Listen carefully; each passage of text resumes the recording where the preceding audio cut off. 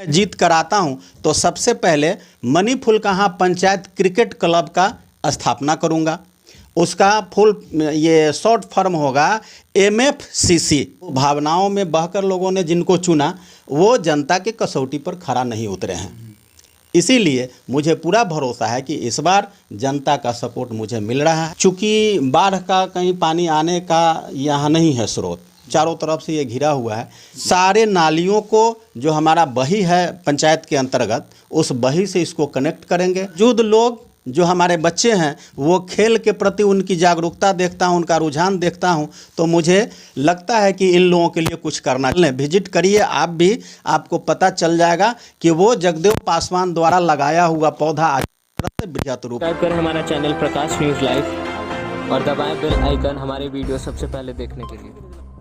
देखना शुरू कर दिए हैं प्रकाश न्यूज़ लाइव। आपको बता दें कि पूरे बिहार में पंचायत चुनाव का सरगर्मी तेज है। हर एक प्रत्याशी अपने अपने क्षेत्र में जाकर वोट मांग रहे हैं। इसी कड़ी में आज हम मनी फुलकाहा पंचायत में हैं और भावी मुखिया प्रत्याशी हमारे साथ हैं।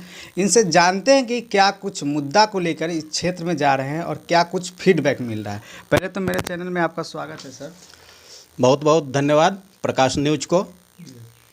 किन मुद्दों को लेकर अभी क्षेत्र में जा रहे हैं? सबसे पहले हम अपने पंचायत के जनता को, देशवासियों को ये महापर्व दीपावली और छठ की शुभकामनाएं देना चाहता हूं।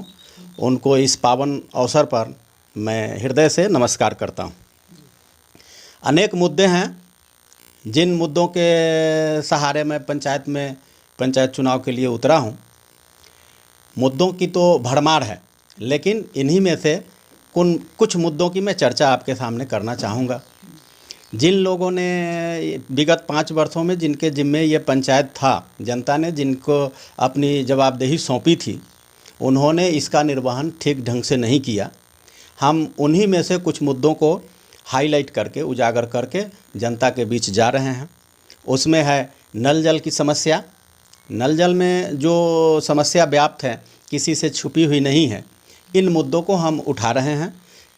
इस पर लोगों का जैसे कि साथ हमें मिल रहा है। इंदिरा आवास है, उसमें बड़े बृहद पैमाने पर भ्रष्टाचार है। 20,000 रुपये तक की उगाही है। तो इन सारे मुद्दों को हम जनता के बीच रख रहे हैं और इसका काफ़ी रिस्पांस मिल रहा है।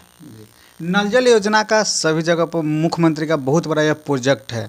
नल जल योजना क्या कुछ धरातल पर काम विकास हुआ? नल जल योजना जितना सुंदर यह माने स्वर्णिम प्रोजेक्ट है मुख्यमंत्री बिहार का, लेकिन वो धरातल पर उतरा नहीं है।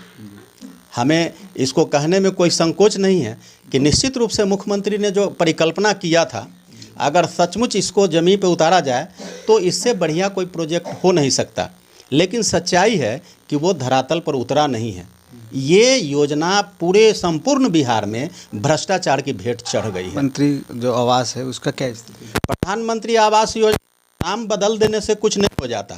प्रधानमंत्री योजना कह के अगर पब्लिक में आप जाइए तो कोई समझने वाला और जानने वाला नहीं है, लोग भौचक रह जाते हैं। तो ये इंदिरा आवास योजना को ये वर्तमान केंद्र की सरकार ने प्रधानमंत्री आवास योजना किया है। मैं जब जनता के बीच जाकर प्रधानमंत्री योजना कहूं तो शायद कोई नहीं समझ पाते हैं। उसका ये बदला हुआ रूप है। इसलिए मैं फिर से कहना चाहूँगा कि इंदिरा आवास या प्रधानमंत्री आवास योजना ये तो बिल्कुल लूट का अड्डा और लूट का अखाड़ा बना हुआ है। 20-20 हज़ार तक रुपए उगाही हो रही है, वह भी पहले। तो ये सब बहुत बड़ी भ्रष्टाचार है। इस पर न बिहार सरकार का कोई अंकुश है, न केंद्र सरकार इस पर अंकुश लगा पा रही है। इन मुद्दों को भी हम जनता के सामने रख रहे हैं और इसको उजागर कर रहे हैं। सामान्य सीट से आप चुनाव लड़ रहे हैं, क्या लग रहा है, कितना आप सहमत है कि इस बार का जो चुनाव होने वाला है, क्या इसमें लग रहा है? जी बिल्कुल, ये सामान्य सीट से ही मैं उम्मीदवार हूँ। तो जनता तो यहाँ साबित कर दिया है कि आरक्षण और सामान्य सीट से कोई मतलब नहीं होता है। चुनना जनता को है। अगर जनता सही फैसला कर लेती है तो निश्चित रूप से इस बार चुनाव में हम जीत हासिल करेंगे। चूँकि वोट भावनाओं का आंकड़ा नहीं है, भावनाओं की मैंने ये चुनाव नहीं है। वोट गणित से होता है और गणित जो है वो हमारे फेवर में है। मतलब क्या है कि हमारी पैठ, हमारी पकड़ सामान्य जातियों पर भी है, हमारे छोटे तबकों पर है, और यहाँ छोटों तबके की जो आबादी है उन्होंने साबित कर दिया है कि आरक्षण से कोई लेना देना नहीं है। यहाँ जो योग्य होगा, जो शिक्षित होंगे, जो काम का व्यक्ति होगा, उसको चुनेंगे। अभी तक आप इससे पहले भी रह चुके हैं यहाँ का, तो क्या कुछ विकास का जो काम हुआ था उसमें क्या कुछ कमी रह गई थी कि जो आपको यहाँ के लोगों ने वोट नहीं दिया इससे पहले? बह जाते हैं। और आज पंचायती राज की जो व्यवस्था है उसको ये 20-21 वर्ष होने चला है। 2000 अगर सही माने में पूछिए तो 2001 से ये जो पंचायती राज व्यवस्था शुरू हुई है, तो आज ये प्रौढ़ावस्था में है। अब लोग परिपक्व हो गए हैं। पिछला जो चुनाव में हारा वो जज्बात में हारा, भावनाओं में बहकर लोगों ने मेरे विरुद्ध वोट किया, नहीं तो पिछला चुनाव भी मैं ही जीतता। तो वो भावनाओं में बहकर लोगों ने जिनको चुना वो जनता के कसौटी पर खरा नहीं उतरे हैं।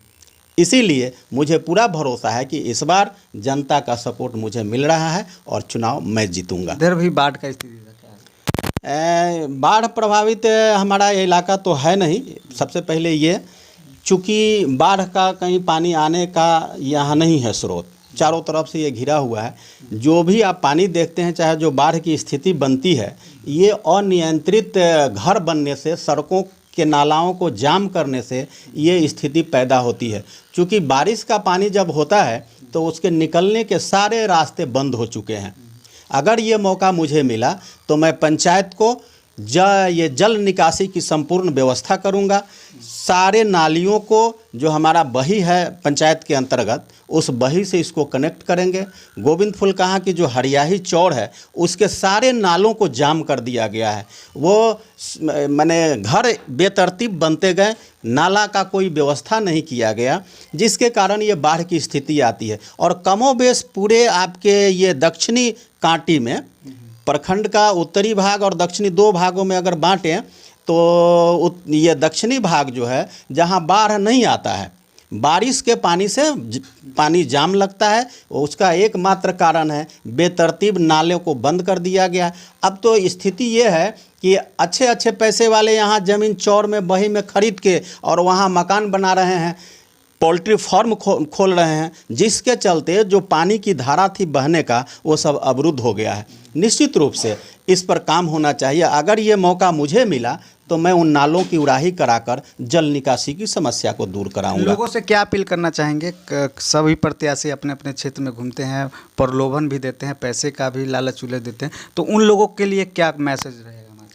मैं जनता से ये अपील करूंगा और उनको ये संदेश देना चाहूँगा कि आपने मेरा 5 साल का कार्यकाल देखा है। वो चाहे बाढ़ आया हो, 2007 का जो भीषण बाढ़ आया, तो मैं सबसे आगे बढ़कर काम किया। हज़ारों कुंटल अनाज गरीब, प्रभावित, पीड़ित के बीच बंटवाकर मैंने साबित कर दिया कि मैं आपका नंबर 1 का जनप्रतिनिधि हूँ। उसके बाद 2009 में जब भीषण अकाल की स्थिति थी, सुखाड़ पड़ा था, तो अपने पंचायत में मैंने 14 लाख रुपए वितरण करवाया था, 6-6 प्रति व्यक्ति। तो जब भी कोई आपदा आई है, जब भी कोई विकट परिस्थिति आई है, तो हम आपके प्रतिनिधि के रूप में सबसे आगे रहे हैं। निश्चित रूप से अगर आपका साथ, आपका वोट मुझे मिलता है, मैं आपका प्रतिनिधि चुना जाता हूं, तो हम आपके कसौटी पर खरा उतरेंगे। आपकी मुसीबतों को मैं अपना मुसीबत समझकर उसको हल करेंगे। यही आपसे अपील करना चाहते हैं कि आपका एक एक वोट मुझे मिले। मेरा चुनाव चिन्ह कलम दवात छाप ईवीएम के 3 नंबर पर है। इस पर उंगली दबाकर वोट कीजिए और मुझे अपना प्रतिनिधि चुनिए। मैं आपके कसौटी पर 100% खरा उतरूंगा। चुनाव जीतते हैं तो पहला विकास क्या कुछ रहेगा आपके क्षेत्र के लिए? मैं अब जनता से ये कहना चाहूँगा कि अगर आपके आशीर्वाद से, आपके वोट से मैं जीत कर आता हूँ, तो मेरे भी कुछ उद्देश्य हैं, संकल्प हैं। मैं जब 2006 में मुखिया बना था, तो रानी पोखर तालाब है जो हमारे पंचायत का धरोहर है, उस पर मैंने 10,000 पौधे लगवाने का काम किया था। आज वो सब पौधा पेड़ बनकर गरज रहे हैं। काफ़ी जैसे कि वहाँ का माहौल भी सुनहरा बना है और वो वातावरण को शुद्ध कर रहे हैं। निश्चित रूप से अगर मुझे मौका मिलता है तो बाकी बचे भिंडों पर भी मैं पौधे लगवाऊंगा। जो घाट बने हुए हैं सीढ़ी से वंचित हैं उनको सीढ़ी घाट बनवाऊंगा और उसके सौंदर्यीकरण के लिए मैं काम करूंगा। इसके अलावा नौजवानों के लिए, जैसा कि मैंने पहले कहा है, क्रिकेट पिच की स्थापना करूंगा और जो मणिफुल कहाँ क्रिकेट क्लब होगा उसकी स्थापना करके उसके प्रत्येक वर्ष टूर्नामेंट का आयोजन करूंगा, उसका संरक्षण मैं अपने हाथों में रखूंगा। इसी तरह से हमारा पंचायत जो है पशु पालकों की हमारे यहाँ बहुत बड़ी तादाद है, बहुत बड़ी संख्या में यहाँ पशुपालन होते हैं। डेयरी के कई कई सेंटर चलते हैं, उनको मैं प्रश्रय दूंगा, उनके प्रोत्साहन के लिए काम करूंगा और जो मवेशी हमारा खुले में खाते हैं उनके लिए मवेशी शेड की स्थापना कराऊंगा। सरकार की सारी व्यवस्थाएं हैं, बस उस व्यवस्था को लाने वालों की कमी है। मुझे ये मौका मिलता है तो शेड बनवाऊंगा जो काफ़ी ही वो आकर्षक और लाभदायक है किसानों के लिए। इससे मवेशी की क्षय रुकेगी, उन असामयिक जो उनका निधन हो जाता है, मृत्यु होती है, उसको रोकने में वो काम आएगा। प्लस मैं फ्री ऑफ कॉस्ट मवेशियों का इंश्योरेंस करवाऊंगा जिससे किसानों को, पशुपालकों को लाभ मिलेगा। ये हमारे कुछ उद्देश्य हैं। उद्देश्य तो और भी हैं जिस पर हम काम करेंगे। फिलहाल हमारे साथ थे जगदेव पासवान जी, मुखिया के प्रत्याशी मणिफुल कहाँ से थे। उन्होंने कई युवाओं के लिए जो क्रिकेट क्लब है, जो युवाओं के लिए ये खेलने का बहुत बड़ा अति हौसला रहता है, ग्रामीण इलाकों में खोलने का इन्होंने संकल्प लिया है। वही ऐसे ही पंचायत चुनाव से हर एक अपडेट देखने के लिए चैनल पर बने रहें ताकि हर एक अपडेट आपको मिलता रहे। तब तक के लिए धन्यवाद।